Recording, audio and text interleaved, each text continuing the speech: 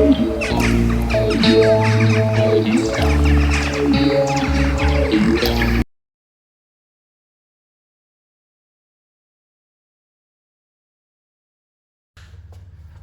back to Faster Garage, guys. So our 72 Buick Skylark made it to 2 trunk or treats, and I couldn't be more thrilled about that.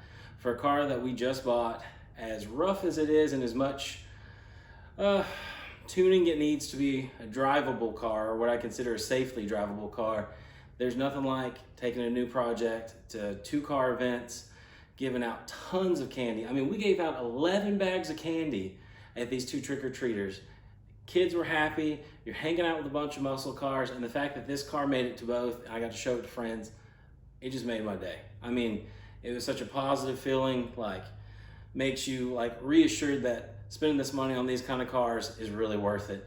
So that's kind of got me amped up, but I will say, after probably about spending 2 hours in this car, you know, going to these events, I've definitely found the weak links and the things that need to be repaired. Also too, with this car, I don't want to have too much money in it. So I have so many parts laying around like many of us do from other projects.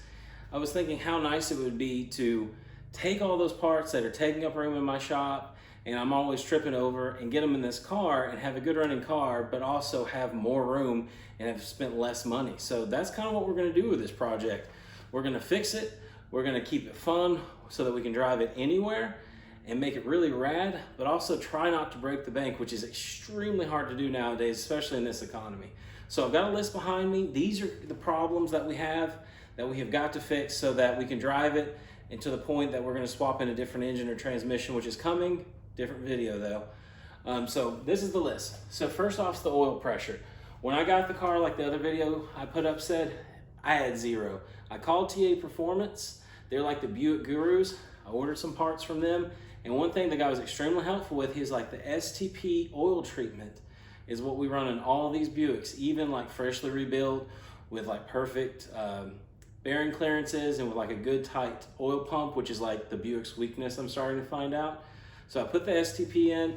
I went from having 0 oil pressure to 7, which is not great, but makes me feel much better. Now at 0, the car didn't knock, rattle, or anything, which is crazy because I'm around race engines and performance engines all the time. And if you've seen 0 oil pressure in an engine, that's usually a bad day.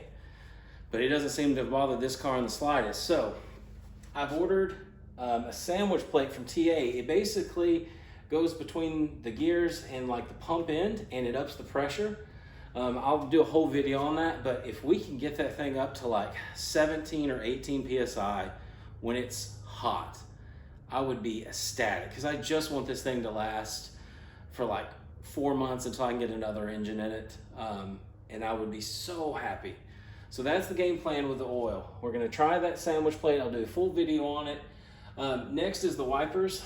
The wipers, the motor works, and it goes, the motors on those things just turn an around deal, and there's like a little arm, it actuates the other 2. It works, but for some reason, those arms don't do a full sweep. So they're pretty much useless. I don't know, when they took the car apart for painting at some point, they didn't put that mechanism together right, so we're gonna dig through that. But we are in like the rainy, nasty months of Tennessee where it usually stays gray, it's usually raining, occasionally snowing, so I've gotta get those fixed. So they're pretty high up on the list too. Now brakes, alignment, suspension are kind of all together. First on the suspension, the control arm bushings, they're just shot. Which is a shame because there's a lot of work that's been done to that car by someone else. Like the drag links are good, the springs are new, the shocks are new front and back. And I don't know if I'm going to buy like Moog bushings or the polyurethane bushings and press them in and out on the control arms, or if I'm going to buy tubular ones. If the tubular ones save a lot of weight, I may go that way, but a lot of the tubular ones too that are affordable are made overseas, and I don't really like that so much for a suspension component. So I'm gonna do some more research. But obviously we can't do the alignment until those get replaced. And as far as the brakes go, the car's factory 4-wheel drums. Someone's been through it, not perfect, but it does brake fairly well. I've had so many bad experiences with drum brakes and almost getting killed with them not working, just being young and having cars with too much power in them. I want disc in the front. The back I could care less, but the front I want disc. There's a kit made by Willwood that's actually a very small 4-piston caliper, looks awesome. I don't have to change spindles, pretty much bolt on, and you can still run 14 or 15-inch wheels. That's the direction we're gonna go. The kit is expensive. I think it's like $700, so probably by the time it's shipped, it's $800. But for the safety, I don't care. I'll pay that much for it. I know it's a good name. I have a buddy running it on his, I think it's a 68 Firebird, and he loves them. And he drives like a beast, like that thing's a Trans Am car. So if it'll stop for him, it'll definitely work for me. But those three, they're all entailed. Now, the wheels and tires, I've already got wheels ordered. I'm not gonna tell you what they are yet. I just wanna show you once it's all on the car, because it's gonna change the look of the car, because the car's on some old dry rotted tires with a set of like G-body wheels in the front and the factory 15x7 Buick wheels in the back. And the reason I didn't try to reuse the wheels to save money, they're just gone. I'd have to blast them so that a bead would even seal to them. Again, because there's just rust, it's not worth it. Now, what's really positive, I do have 4 tires just laying around. So this whole kit will just come together. I just had to pay for wheels, and they're cheap Jegs wheels. So, I mean, basically it was a no-brainer as far as cost goes. It's the cheapest way to get on wheels and tires. And then I feel much comfortable driving it more places. The tail lights, they work. They need all new bulbs, but the lenses are so messed up. I had my girlfriend follow me back and forth on some of these trunk or treats, and you can barely make out brake lights and that running light, so it's just unsafe. It sucks because I wanted to try to polish them, but they're so far gone. When you put pressure on them, you can see the whole lens is cracked and just trying to fall through. And they're like $250, which I hate spending that much money on a non-related speed part or, you know, brakes, but I'm just gonna have to bite the bullet and do it because it's a safety deal. So, cooling. The car still tries to get hot going up a high grade, and I removed the condenser out of the front of the radiator. That actually helped out quite a bit. It takes a lot longer for it to get, you know, what I consider too warm for comfort, and it recovers much better on temperature. But those cheap eBay fans and that shroud that doesn't let hardly any air come through, that's junk and it's got to go. I've messed with those with plenty of hot rods that I've done over the years, and they just don't ever work. I've got some leftover 2011 Camaro SS fans, which are 2 longly spaced fans, 2 big electric ones. If they work, we'll use those. If not, we'll go to the junkyard. I'll get some Windstar fans from a Ford Windstar van, because that's like the go-to for GMA body. So that's the game plan on that. We'll try those fans. They don't work, we'll get something from the junkyard. I've always had much better luck from factory fans because some of those actually move a true 4,000 CFM. Now, heater. Obviously it's cold, so I'd like to say this was just, I need heat to keep me warm, but it's not. I can't defog the car.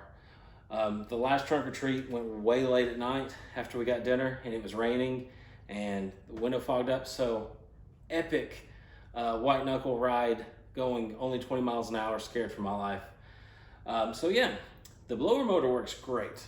It has to be replaced because that thing moves some air. But the heater core is bad, which is when I bought the car, the guy told me that they're super cheap, but you have to take half the dash apart to get to them. I'm not worried about that. Once I get back from Seat Week and things have calmed down, that'll be an extremely easy project to do that I can take my time on, turn the heat on in the shop and just take care of, but we have to get it done for safety.